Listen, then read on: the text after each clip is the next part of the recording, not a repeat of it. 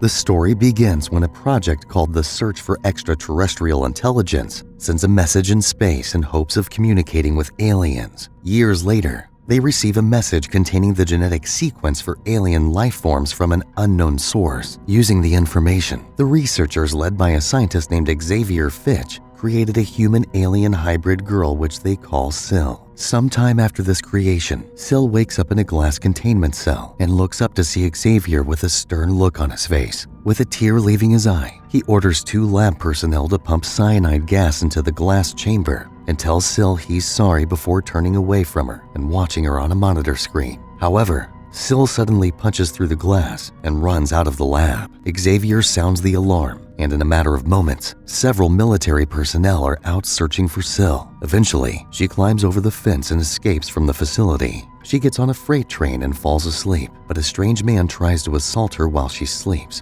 so she kills him. Later, Syl arrives at the train station where she steals luggage and some money before boarding another train. On the train, she wanders around, searching for money and other people's belongings that might be useful to her. When the conductor asks for her ticket, she notices that she's quite young and allows her to pay half price. Meanwhile, on the freight train, Xavier and his men find the body of the man that Syl killed, so he decides to create a special team to hunt down Syl discreetly. Elsewhere, Syl suddenly feels something crawling under her skin, so she goes to the bathroom to check herself in the mirror. She's horrified when she suddenly sees tentacles burst out of her body. Syl cries in fear as the tentacles cover her body and pin her to a wall. Meanwhile, Xavier has already finished assembling his team, so he takes them to a lab where he intends to brief them on their secret mission. The members of the team introduce themselves to one another. Dan describes himself as an empath, claiming that he can determine the motives of criminals when they perform inhuman acts. Dr. Stefan, on the other hand, introduces himself as an anthropologist who specializes in cross-cultural behavior, while another member, Dr. Laura, informs them that she's a molecular biologist. The last member of the team, named Preston, gives a vague answer when asked about his profession,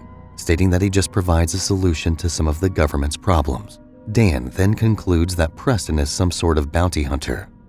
Back on the train, the doctor enters the bathroom when she hears a strange noise and is instantly shocked when she sees a large cocoon on the wall. The cocoon suddenly kills her, and moments after that, Syl emerges from the cocoon as a full-grown female. Meanwhile, Xavier finally invites the special team for a briefing, and he informs them about the 2 messages they received from an alien race that they presume is friendly. He tells them that the first message was a formula that would allow them to create an unlimited source of energy powered by methane, while the second was a genetic sequence that they used to create an alien hybrid. Xavier explains that they chose to engineer a female because they are presumably easier to control. However, when scientists noticed Syl's insanely rapid growth, they realized that it was an issue that called for concern and decide to terminate her. Unfortunately, she got away, and Xavier explains that she is very dangerous because she's already killed someone in such a short time. After the briefing, Preston immediately concludes that they want Syl dead because they've never contacted him to bring a target back alive. Sometime later, Xavier and the team inspects the train where the conductor was killed, and Laura suggests that she's building up energy because of all the food she ate. And when she sees the cocoon, she concludes that Syl is already fully grown. Afterward, Xavier and the team check into a hotel and set up a new lab nearby. Laura then suggests that they grow another alien, but this time without human DNA, so they can study the species and discover its weaknesses. Elsewhere, Syl checks into a motel and pays with cash. Meanwhile, at their new lab, Xavier and the scientists begin engineering the new alien, but the cameras go off while Laura is working on it. The moment they get their equipment back up, they are shocked to see that the organism is already growing, so they quickly contain it in an isolation chamber. But Preston drops a bolt while panicking. The organism begins growing even larger, and Xavier refuses to open the room for Preston and Laura to get out because he's afraid that the alien would escape. Desperate to keep the alien from getting out, Xavier initiates a countdown that would set the entire room on fire in 2 minutes and tells Preston and Laura that's how long they have to kill the alien if they want to come out alive. Preston stabs the alien with a pipe several times and assumes it's dead. but Xavier still refuses to open the door because he sees that it's still growing. Eventually, Dan pushes him aside, and Stefan opens the door for them to get out just moments before the room is engulfed in flames. Back at the motel, Sil asks the clerk where she can find a man to hook up with, and he suggests a club for her. Before leaving, she uses a credit card to pay for something. Elsewhere, Xavier picks up the reading of the conductor's stolen credit card, so he informs Preston and the others that it came from a hotel in Hollywood. At the club, a man tries to hook up with Sil, but a woman distracts him. Later, Sil follows her into the bathroom and kills her by ripping out her spine. When Xavier and the team get to the Hollywood hotel, the clerk informs them that he suggested a club tour and that Sil might be there. Back in the club, Sil takes her top off and seduces another man. A while later, Xavier and the team arrive, but they're too late once again, as the bouncer informs them that the woman matching their description left with a man named Robbie. Meanwhile, Robbie takes Sil to his house and attempts to sleep with her, but she becomes uncomfortable and asks him to take her back.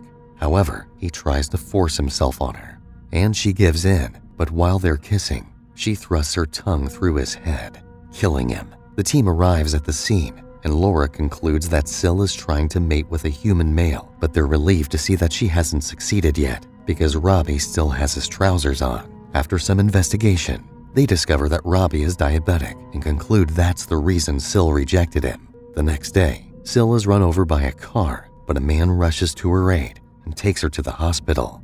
Meanwhile, at their lab, Xavier is informed that Robbie's car has been found somewhere in Santa Monica. At the hospital, John Carey, the guy who saved Sil, pays her medical bill, but Sil's wounds heal rapidly and the doctor is stunned by it. Afterward, she leaves the hospital with John. As the team inspects Robbie's car, Xavier is informed of the weird phenomenon that happened at the hospital nearby, so Laura and Preston go there to investigate. At the hospital, they're given John's credit card information, so they use it to track down his address. Meanwhile, at John's house, he and Sil are already hitting it off, but when they're about to get intimate in the hot tub, Laura and Preston arrive at his house. He tries to answer the door, but Sil holds him, stating that she wants to have a baby. Frightened by her eagerness, he rushes to get out of the water. Unfortunately, Sil holds him back and pins him underwater, forcing her tentacles in his mouth as he drowns. Meanwhile, Laura and Preston decide to look around the house, and that's when they find John's corpse in the water. After fully taking her alien form, Sil hides in a tree nearby and observes Preston and Laura as they search for her. Sil then transforms into her human form and goes outside the house without any clothes on. She then stops a woman and kidnaps her using her car as a getaway vehicle. Afterward, she returns to John's house and discovers the team's plan to wait for her at the club the following day. The next day, Sil ties the abducted woman and cuts her thumb, placing it in a bag. She then cuts the woman's thumb as well and throws it in the trash. Afterward, she goes out to buy 2 kegs of gas and then drives them to the club with the abducted woman tied inside her car. When Dan sees her outside the club, he alerts the others, so Laura and Preston drive after Sil in a high-speed car chase with helicopters assisting them. Eventually, Sil drives a car down a steep hill and jumps out before it crashes into a power transformer and explodes. The helicopters shoot at the flaming car to ensure that Sil is dead, but she's already escaped. Afterward, they find the severed thumb, and after testing it, they conclude it's Sil. While Sil goes back to the woman's house to change her hair color, the team celebrates their supposed success. However, Preston still feels like Sil isn't dead. After the party, Laura, who develops some feelings for Preston, goes to her room early, and Dan encourages Preston to make a move with her. On the elevator, Sil joins Preston and discreetly follows him till he goes to Laura's room. She enters the room next to Laura's room and hears them making love. Suddenly, Stefan, the actual owner of the room she's in, enters and sees her, but since he doesn't recognize her as Sil, she seduces him, and the two have intercourse. The moment they're done, Sil reveals that she can already feel a baby in her womb, and Stefan realizes that he just slept with the alien. Unfortunately, before he can alert anyone, she kills him. Dan senses Sil's presence from the hallway and informs Preston and Laura, but when they enter the room, Sil escapes through the wall. Xavier and the rest of the team arm themselves with flamethrowers before following Sil into a parking lot. Dan isn't able to track her anymore, so they split up as they go underground into the sewers.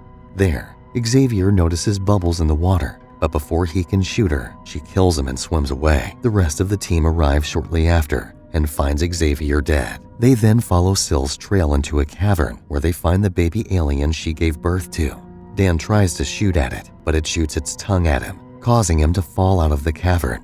Laura tries to help him, but she also slips into the pool of oil. The child then morphs into his alien form and attacks them. So Dan shoots it with his flamethrower, causing it to fall in the pool of oil. Just then, Syl arrives in her alien form as well and is enraged when she sees her burning child in the oil. While Laura and Dan try to climb out of the flaming pool of oil, Syl attacks Preston, but he manages to blast her into the flaming pool. Preston and Laura then try to pull Dan out, but Syl grabs hold of his leg, so Preston uses his free hand to load a shotgun before blasting Syl's head off. After the trio leaves the cave, a rat munches on Syl's severed tentacle and suddenly begins to mutate as it eats another rat, suggesting that the mission might not be truly over.